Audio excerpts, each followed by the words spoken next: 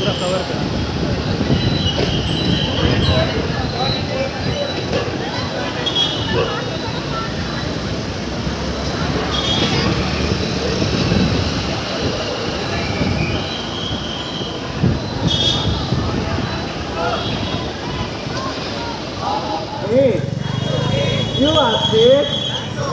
प्रेम म्हणजे प्रेम असतं, प्रेम म्हणजे प्रेम असतं.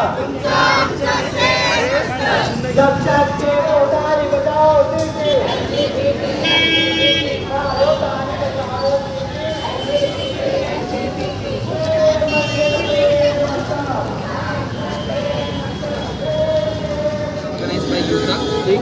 आणि खूप सुंदर पद्धतीने ही प्राईड होते आणि आम्ही नाशिककडनं आलो आहे. नाशिकचा मी प्राईडचा ऑर्गनायझर आहे द LGBT नाशिक. आमची ही पुढच्या हफ्ते प्राईड आहे 15 जूनला 10 वाजता इव्हेंट आहे, प्री प्राईड इव्हेंट, आणि दुपारी 2 वाजता वॉक आहे, प्राईड वॉक आहे. आणि प्राईड वॉक नंतर आम्ही एक पोस्ट प्राईड पार्टी पण ठेवली.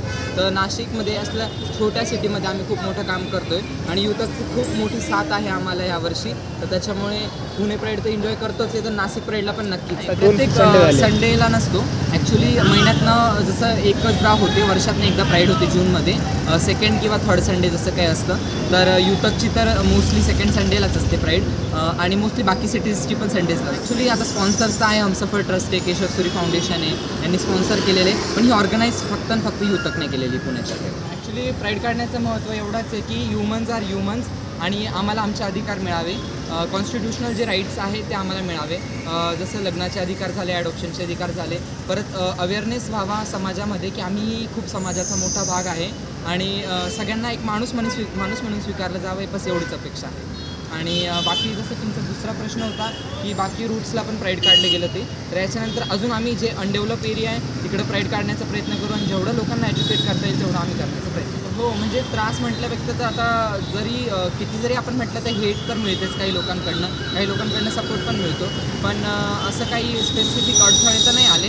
आता प्राईड तर खूप छानपणे चालली आहे, तर हो, अपेक्षा हीच आहे की ती संपेल पण चांगल्या पद्धतीने. मी आधीही म्हटलो की आमचा उद्देश असं नाही आहे की जे खूप डेव्हलप्ड एरिया आहे त्यांनाच आहे, कारण त्यांना तर कुठे ना कुठे आयडिया असते LGBTQ समलैंगिक तृतीयपंथीबद्दल, पण जे अनडेव्हलप एरिया जसं कल्चरल भाग झाला, सदाशिव पेठ झाला, ह्या भागांमध्ये प्राईड काढण्याचा उद्देश हेच आहे की ह्या भागातल्या पण लोकांना कळायला हवं की LGBTQ समुदाय ही प्राचीन काळापासून रामायण महाभारतापासून आहे आणि तेच आम्ही फॉलो करतो आहे, किंवा ही काही अननॅचरल किंवा काही ॲबनॉर्मल नाही आहे, हे नॉर्मलच आहे आणि तुमच्यासारखे आम्ही माणसंही आहोत.